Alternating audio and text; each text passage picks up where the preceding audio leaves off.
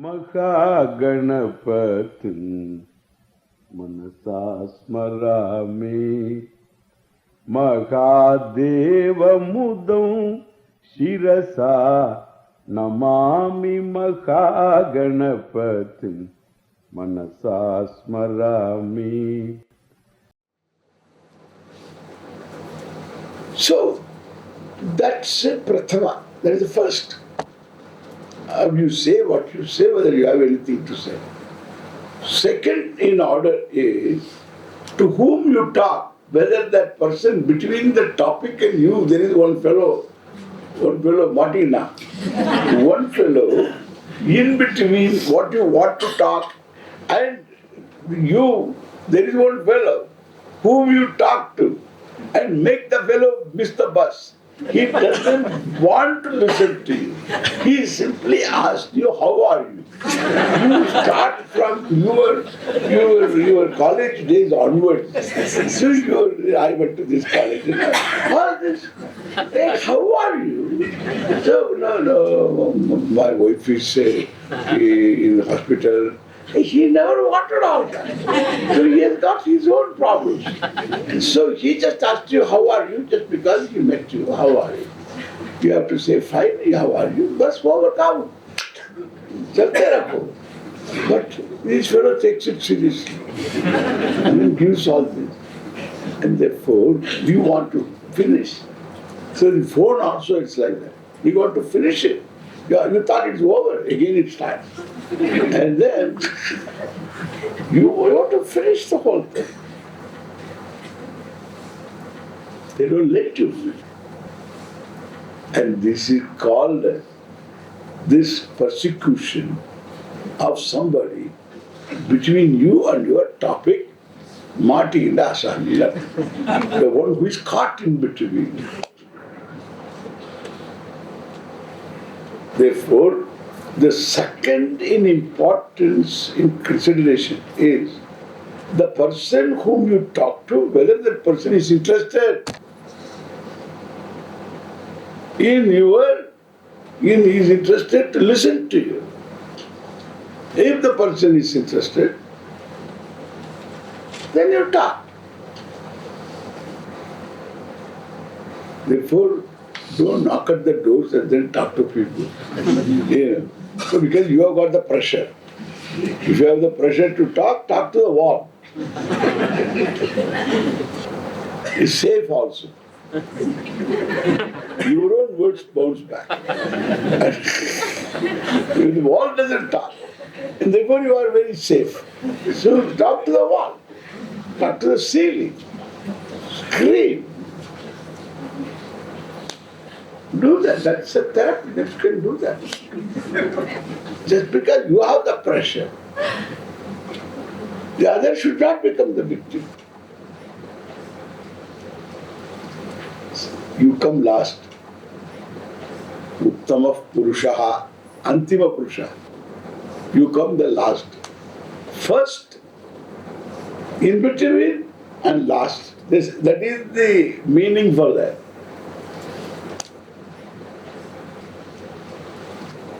So we have a commitment to Aarjavam. What you say, you make sure is what you think, and what you think, make sure is true, and tell. If you have not ascertained, tell the truth. I have not ascertained, this is what I feel. You can say that, nothing wrong. That is truth. Not that you should know and then speak, that's not the point. This much I know, I may be wrong, you can tell the truth. That is truth. And therefore, this value is a value. There are attitudes, there are values which are universal. These are all universal. And there is something peculiar to what I want. I want knowledge, spiritual knowledge, moksha. For that you have got to do certain things. So simple So following the values and the having good attitudes will not give knowledge, will give you the enough preparedness. And so you have to do something special that comes later. What is the Pushkala Karanam? What exactly is that one thing that makes the difference between a person who pursues this knowledge and the one who doesn't? There is one that he is going to tell later. This is all. The part of this is good attitude. Again, here is an attitude. And attitude born action also. Next one. Acharya upasanam shaucham stairyam atma vinigraha.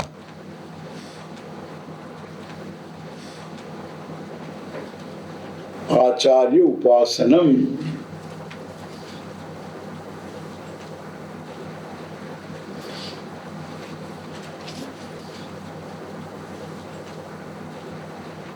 Achinoti. Upadishit.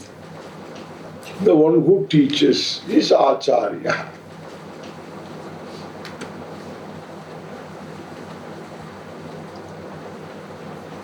Acharati.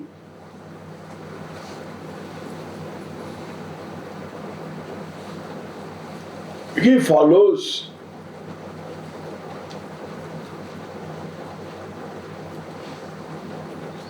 He follows certain values, lives certain values, and makes others also live the same values. Acharati swayam anyan acharayati. There Acharya. Swayam acharati anyan acharayati. He follows swayam and makes others follow. Make others live. So swayam acharati anyan acharayati. Acharayati is a very castle word. Acharayati.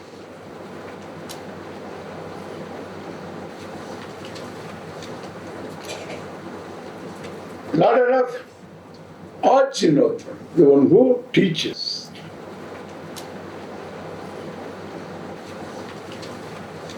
That person is called Acharya. So that Acharya need not be teaching Vedanta.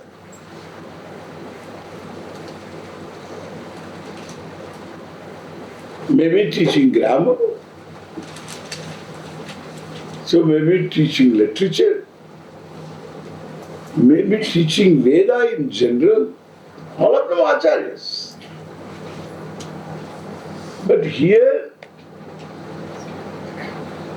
the discussion is Vedanta, Gita. Arjuna wants Shreyas Moksha. So that is the discussion going on. Therefore, here the contextually Acharya means the one who teaches the Vedanta Shastram.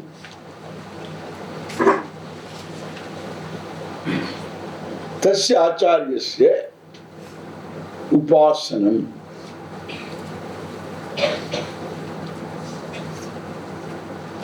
Upasanam means Upasanam, Samipe Asanam. Where do you live? I live with my teacher. Gurukula Vasa. Acharya Upasanam. That is one meaning. Acharya Upasanam, devotion to the teacher.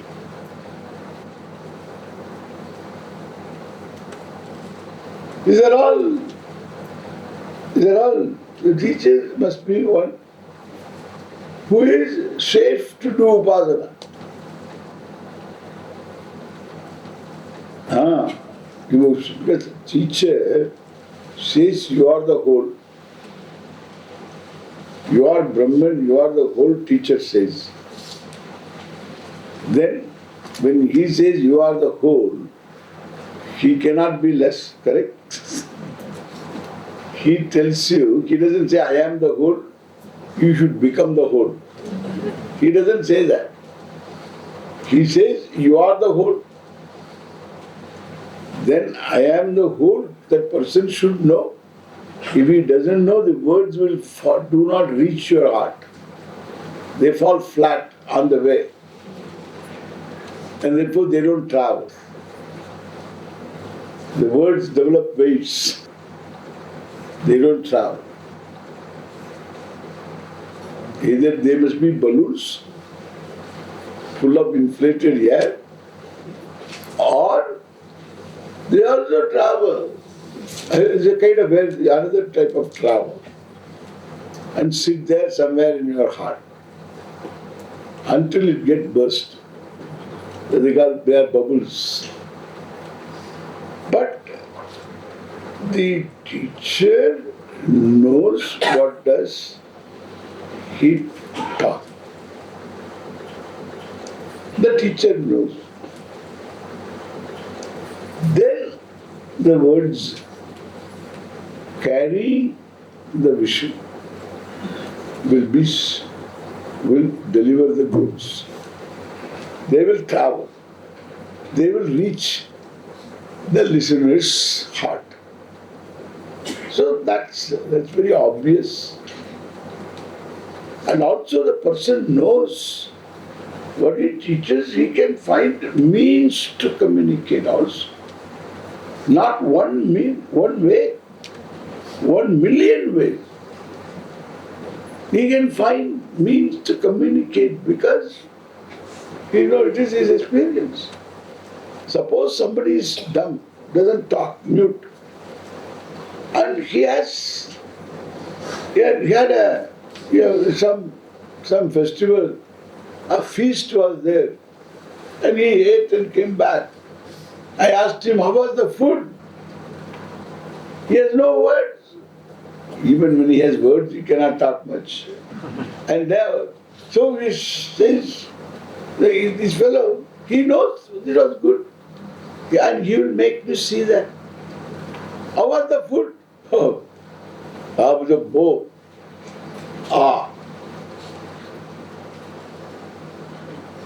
Babada. What? You understood. Food was okay. Food was fine. It was very good. Because it is his experience. Even if he has no words, he will communicate. He will make you see. Correct? Huh? And here it is a matter of conveying through words only.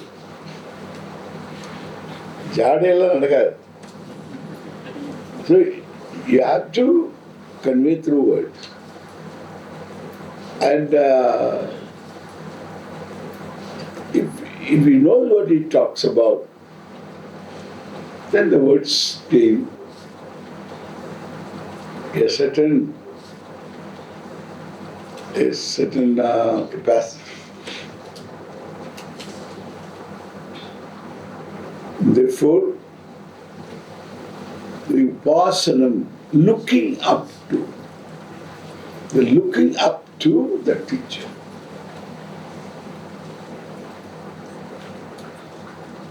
Acharya upasana. Because Acharya becomes a pramana. Is a package, is a part of the deal. The means of knowledge is only words of the Shruti. Veda, the Upanishad, Gita, these are the words that convey. But then these words need to be handled. Why all this? Because what you understand through words is through the words that you know. A subject matter should be available for the words to reveal.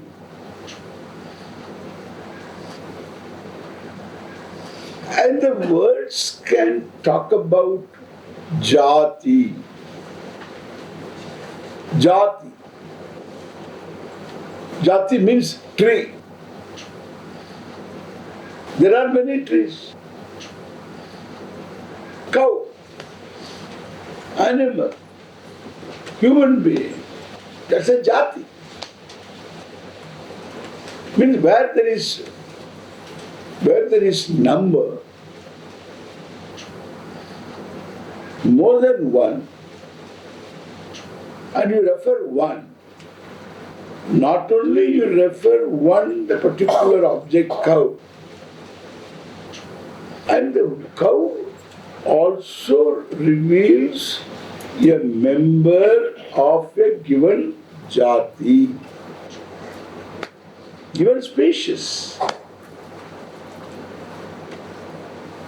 Similarly, tree, nakshatra, star, constellation, there are many constellations. Jati, planet, jati. If this is so, the words can either reveal a particular vyakti, a member of a jati, or the jati in general. This is called jati. Species. Guna. It's a white cow. It's a Jersey cow. It's a milch cow.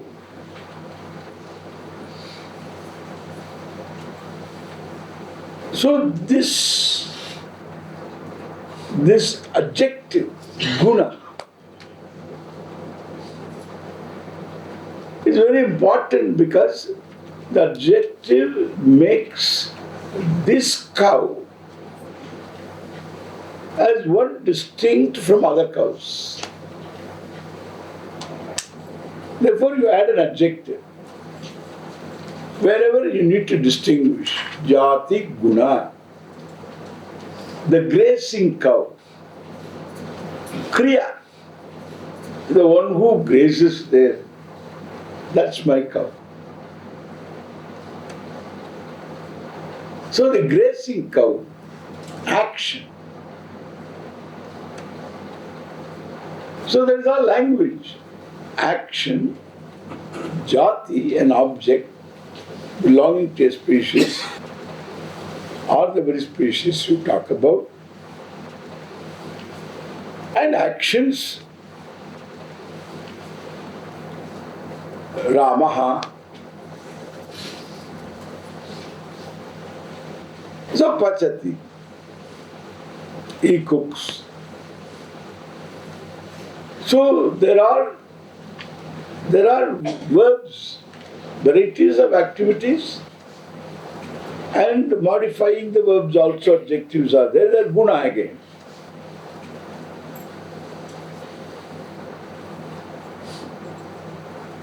So kriya, you can talk about kriya, action. And sambandha, connection, relationship, son, daughter, effect, cause, it's all sambandha words. Cause, effect, reaction. So, and sambandha, action, reaction. Karma, karma pala. All sambandha. Bhokta, bhog Bhogya,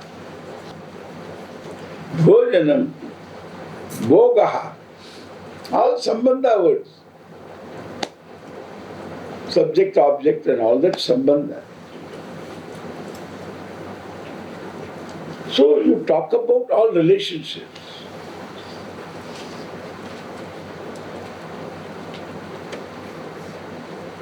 Alright. Why all this? You talk to me. We have to talk about Brahman. Alright. Let's talk about Brahman. Why all this jati, guna, kriya, sambandha? You make it complicated. You talk about Brahman. Like you talk about a cow or a tree, you talk about Brahman. Then Brahman is not one object. It is not jati. So there is not your Brahman and his Brahman. And there are many Brahman. This Brahman, Shuddha Brahman, Asagun Brahman and Nirgun Brahman. And like this, there are Brahmans, so many Brahmans. And I said, nahi, there is only one Brahman. What kind of one Brahman? Non-dual Brahman. What non-dual Brahman? There is nothing other than Brahman. Nothing other than Brahman? No. But what about all this? All these are Brahman. All these are Brahman. I don't see they are Brahman. And there are people. And they are Brahman. I see people. They are Brahman. People are Brahman. Yeah. Then I am Brahman. I am also one of the people. Yeah. Be serious. How can I be Brahman? You are Brahman. How? That's what the teaching is. You say, I am Brahman. Then all others also are Brahman. What are you talking about? Talk about Brahman.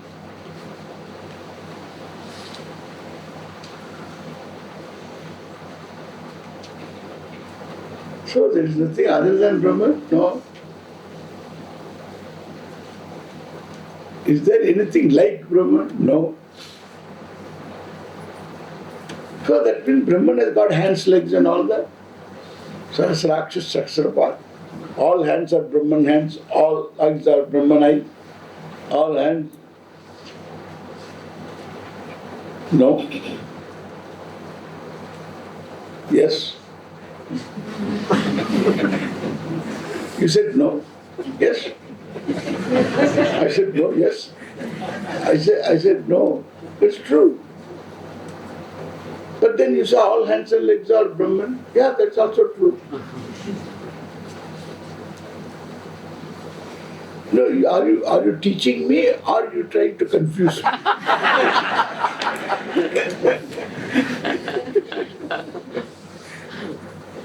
I am teaching you. You are teaching, all right, I am confused.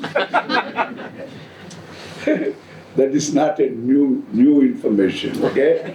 There is no new news. And therefore, there is an old hat. We all know that. And therefore, this is a thing, the paradox is being there.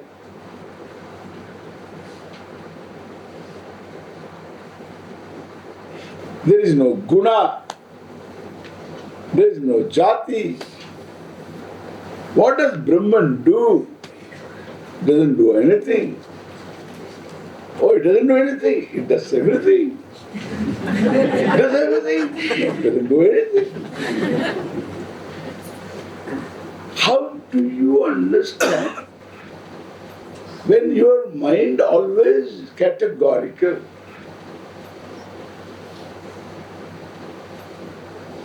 That is how you understand all categorical statements.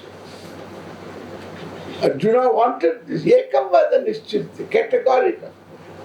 ये करेगा वो करेगा क्या इधर तिरुपति और Rishikesh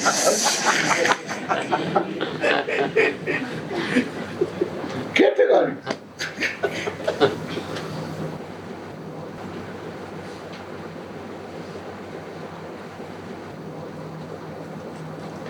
And modern Vedanta. Modern Vedanta means there's nothing, zero Vedanta. And they will make all these charts and impressive, just to impress people. What charts you can give? These are paradoxes. Charts means they is categorical.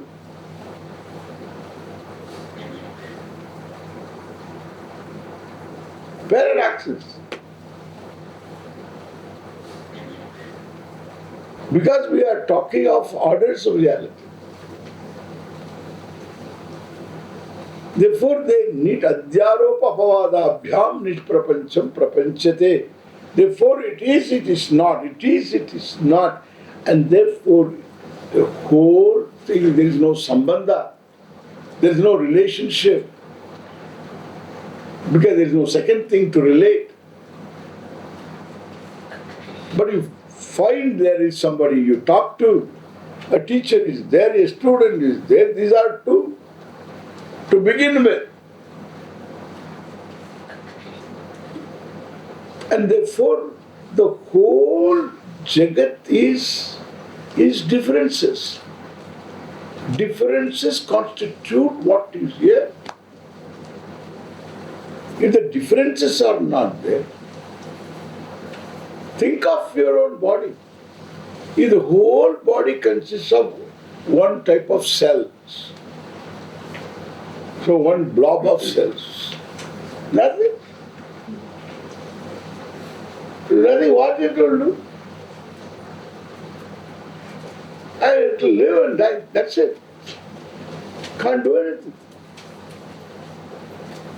There should be different cells. Cells also have got different constituents. So differences constitute the whole Jagat. But the non-difference is the reality of differences. It must be confusing. And when it becomes non-confusing, yes, you can say, then you know what it is all about. The Upanishad says, if you say you know, you don't know.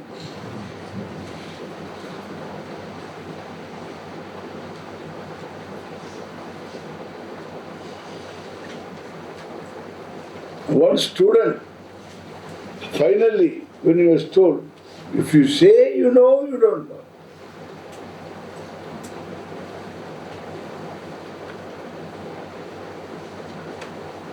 When if Brahman is known to you or not, the fellow says, Manye Viditam. The student says, Manye Viditam. I consider Brahman is known to me. Naham Manye Suvedeti. Nona Vedeti Vedacha.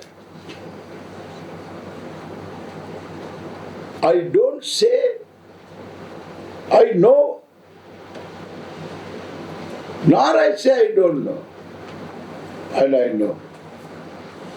So enough classes he puts. The teacher himself understands what he talks. And he says, those who know what I say, they also know. Among ourselves, those who know what I say, they know. If they think that I am confused, they are confused. So that's the nature of Vidya, paradoxes. So the language breaks down, and through the language it is conveyed. knowing the limitations of language. Therefore, words, where paradoxes are involved, words need to be handled. This is the origin of Zen Kuan. Kuan, they say. So, do you hear the sound of the clap of two hands? Yes, sir. Do you hear the clap of one hand?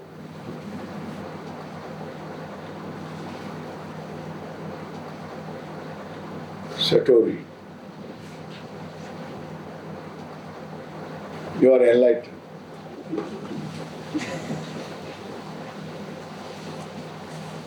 Some studying the reason. It all comes from our paradoxes. But this is what you get out of that.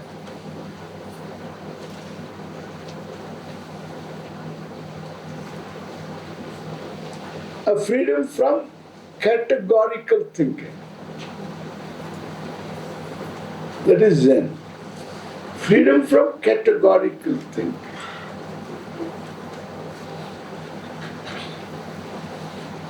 The word clap, sound, is always born of two hands. The clap, born of two hands, clapping. That is mithya. Now you hear one hand clap. So your reason, categorical reason is neutralized. Whatever experience, they call it satori. We don't work on that. We handle paradoxes and make you understand the paradox because of orders of reality. Since they don't address the reality properly, that is why they remain in the form of some strange experience. Even though the disciplines are all very beautiful, you become tense.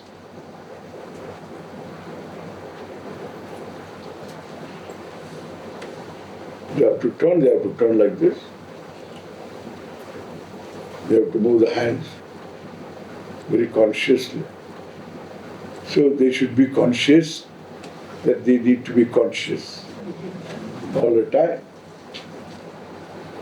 Whole lifetime they do this. Tense. Even if somebody says, I love you, I love you too.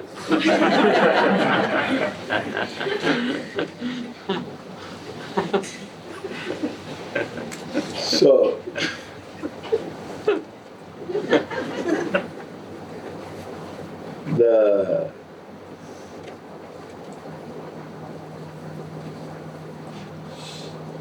the Acharya is the magic magician. And the words handled, they deliver the goods.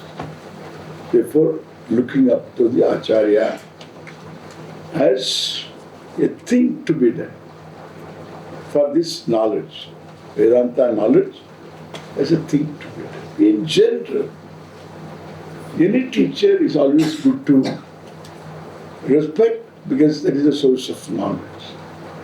The more you respect, the more attention you have. Acharya Upasana.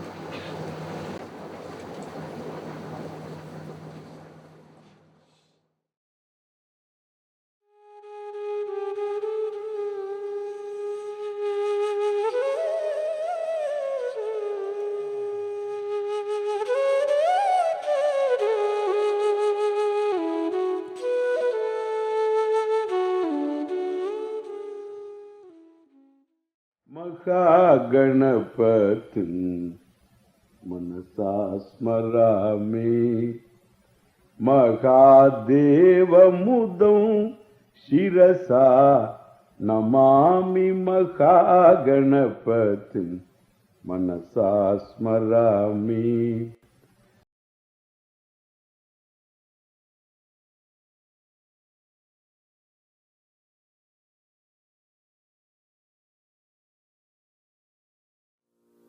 Bharata desha hitaya Kuru sevam tum, kuru sevam tum, kuru sevam tum, kuru sevam.